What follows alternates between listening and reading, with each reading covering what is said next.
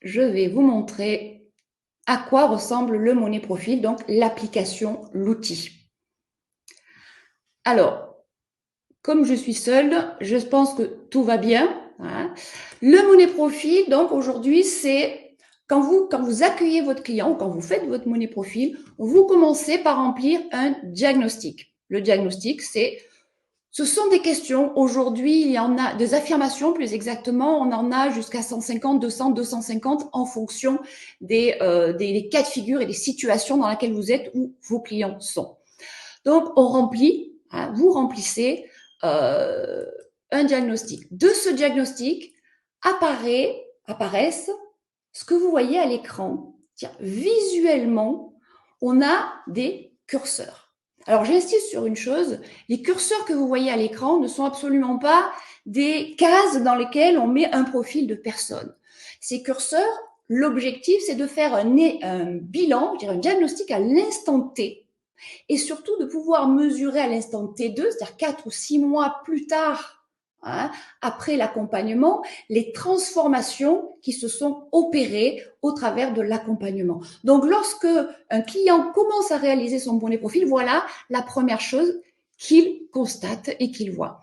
Donc, le client remplit son questionnaire. Ensuite, lorsque vous êtes avec la personne dirigeant ou solopreneur ou en transition professionnelle, vous avez son premier diagnostic qui apparaît, qui est son rapport personnel à l'argent et la grille de lecture, j'allais dire, de là où ça se passe pour elle actuellement. Alors, au niveau comportemental, au travers des questions qu'il va donner, on a différents piliers, différents critères. Là, je vous ai choisi un cas pratique qui était promis sur un dirigeant dont le profil est Cigale. Ici, vous voyez le curseur, il dépasse ici, on va dire que le profil est accentué ou quantitativement, on a des sujets à aborder en profondeur.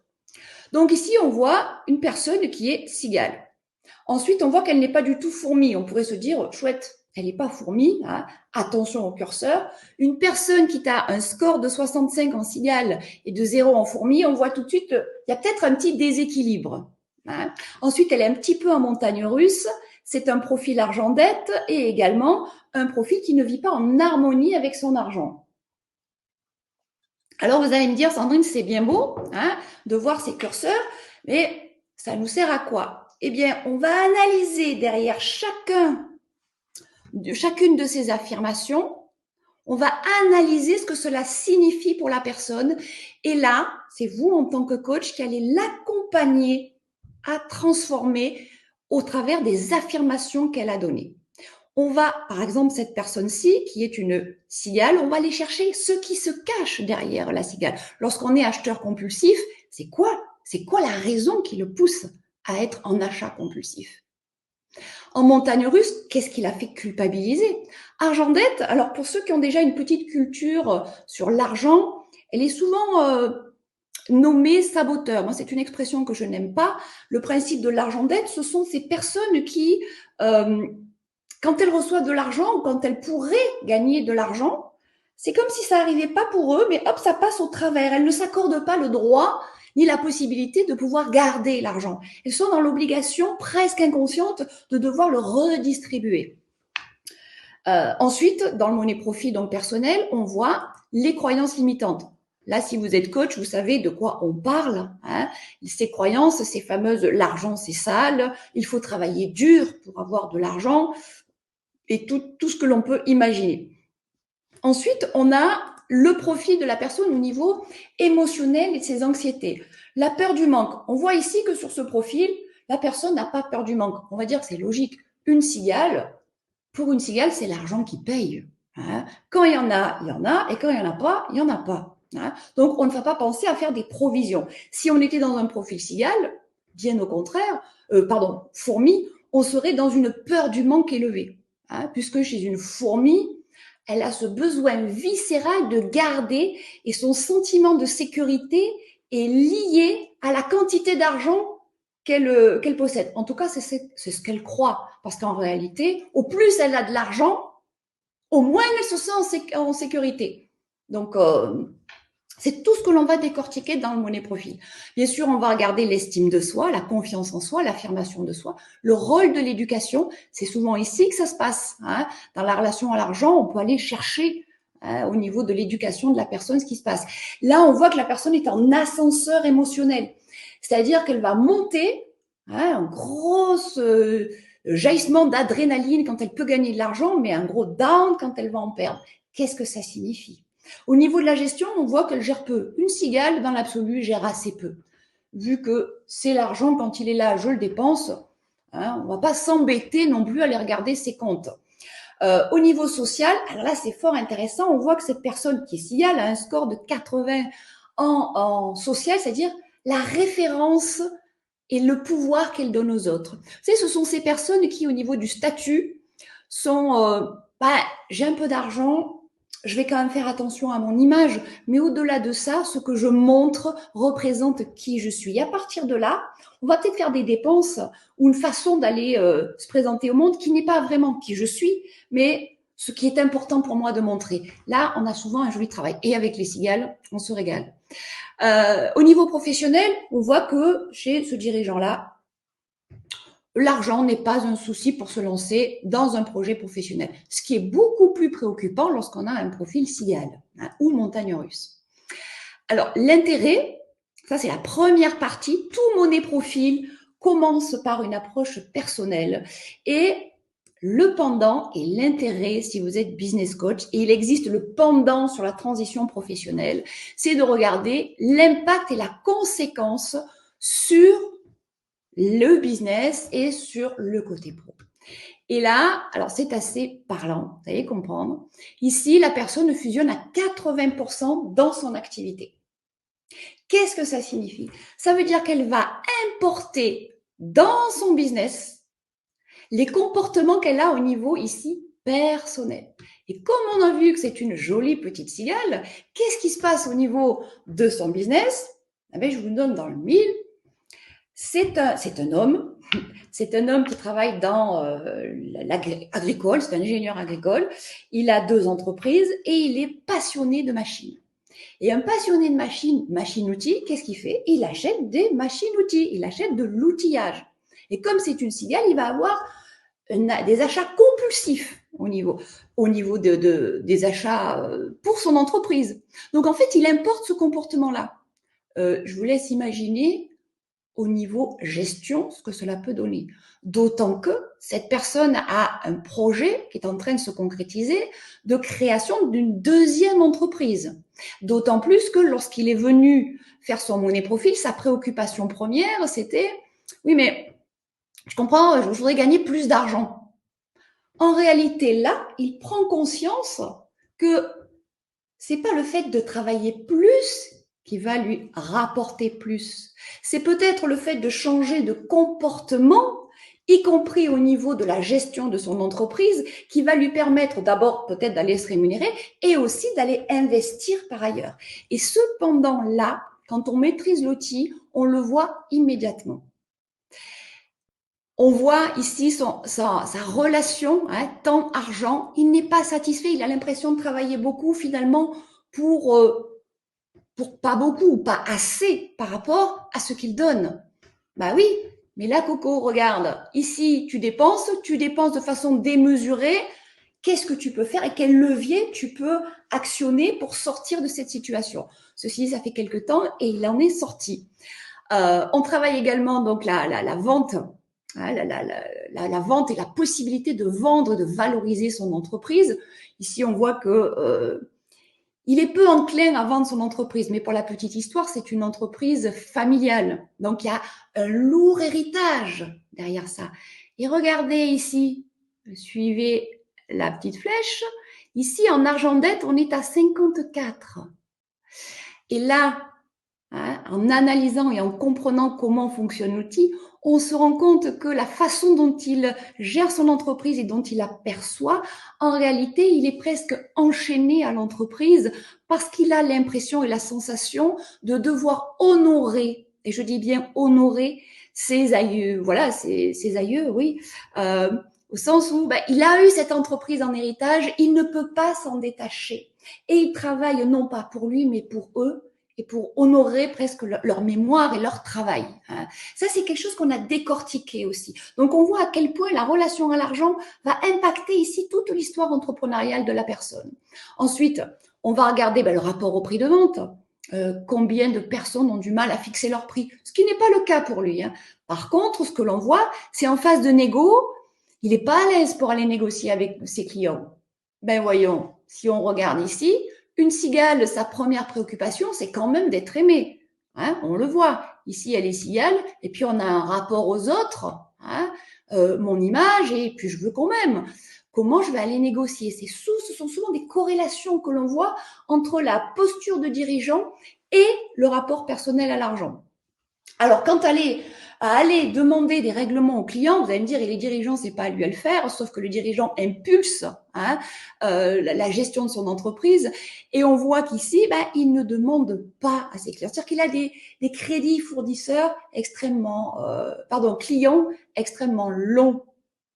Et on sait tous qu'en termes de gestion, c'est pas très sain, puisqu'en réalité, notre argent est dehors alors qu'il pourrait être à l'intérieur. Et tout ça, quand il a réalisé qu'effectivement ça venait de son profil ici, le premier challenge que je lui ai donné, c'était d'aller demander à ses clients ce qu'on lui doit. Et quand il l'a fait, je lui ai demandé, et alors ça s'est passé comment? Il me dit, mais en fait, ils m'ont payé. Ben oui, parfois il suffit de demander, aussi bête que cela puisse paraître. Et on voit donc au travers du money profil que oui, la conséquence, on parle d'argent, mais en réalité, on parle bien du positionnement de la personne, de ce qui l'empêche de faire, ou au contraire, ce qui va la motiver. Le côté positif de ce profil-là, c'est qu'il a un rapport à l'argent et un rapport au risque, plutôt aisé, c'est-à-dire c'est quelqu'un qui va aller investir. La seule chose, c'est que chez lui, il va confondre investissement et dépenses. Il va aller dépenser en machine-outil plutôt que d'aller investir là où son entreprise en a besoin en termes de développement, parce que c'est ce qu'il souhaite. Et puis, bien sûr, en termes de revenus. Donc ici, en prenant conscience de ça, il a rééquilibré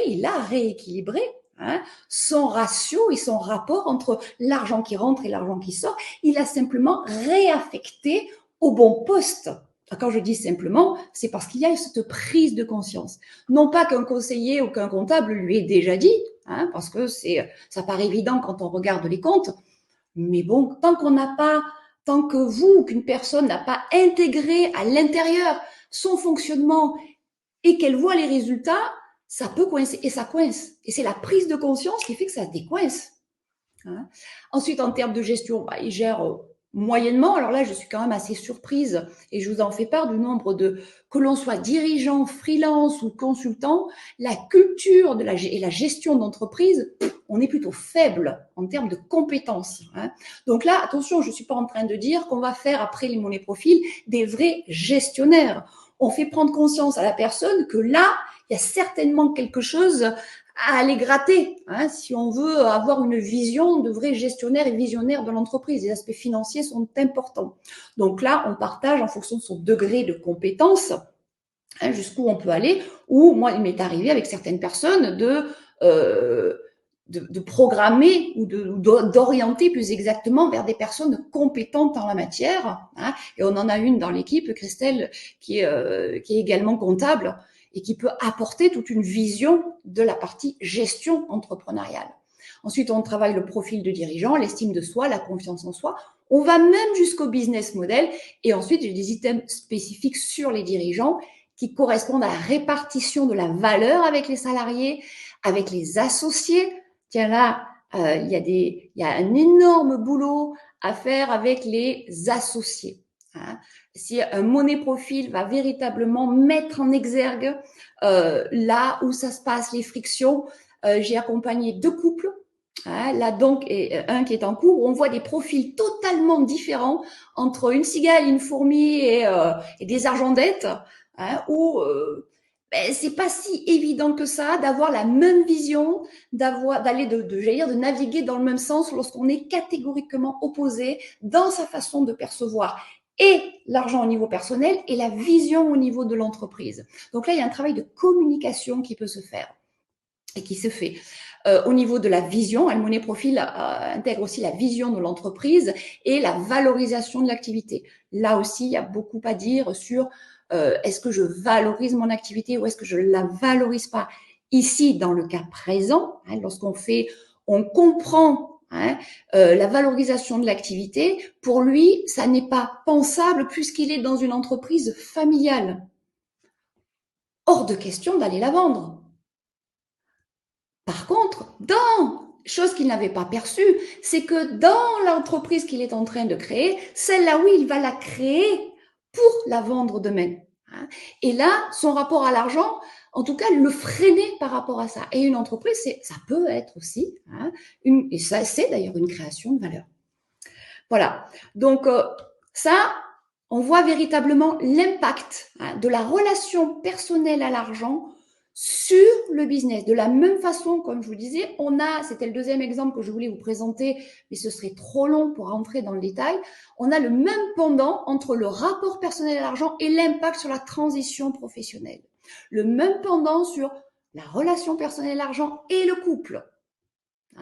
Donc, on peut, et c'est vraiment l'objet d'un Money Profile, c'est d'arriver à faire cet effet miroir. En réalité, le Money Profile, c'est un miroir. C'est un miroir de la personne, puisque c'est elle, on travaille au travers de ses réponses, et en même temps, on travaille en miroir sur ce qu'elle est, qui elle est intérieurement, et comment elle va projeter sur son avenir entrepreneurial ou professionnel, et même sur son couple. Alors ensuite, vous allez me dire, c'est bien beau, une fois qu'on a tout ça, comment ça se passe? Donc en termes de déroulé, un Money Profile, ça se passe en 4 à 6 mois. Premier temps, vous faites cette analyse avec votre client. Donc le client, de son côté, a complété son diagnostic. Ensuite, vous passez une demi-journée avec lui à analyser les curseurs et également à créer le plan d'action. Ici, vous avez l'ensemble des affirmations de la personne qui apparaissent et vous allez pouvoir, vous, en tant que coach, lors de l'échange, noter à la fois les outils que vous transférez, à la fois les feedbacks qui ont été notés et le Money Profile est également enregistré. Donc, vous avez un outil, une application qui permet de mesurer les résultats, de noter le plan d'action, de visualiser, parce que votre client a aussi la possibilité d'intervenir directement sur l'application pour noter ses avancées. Et il y a également un planning des actions qui apparaît. Donc, on a un outil intégré effet miroir et un outil de travail et un outil de mesure. En même temps, ce que l'outil ne fait pas, c'est votre boulot. C'est-à-dire que cet outil-là ne peut être utilisé que par des personnes qui ont des compétences en termes d'accompagnement au niveau de la personne et soit au niveau entrepreneurial, soit au niveau transition pro, soit au niveau du couple. Donc, c'est pas quelque chose, c'est pas un questionnaire, j'allais dire Marie-Claire, il n'y a rien de péjoratif, avec des résultats qui arrivent tout cuits. C'est un outil de mesure et de visualisation qui permet d'avoir un support pour votre accompagnement. C'est vraiment dans ce sens que c'est un soutien.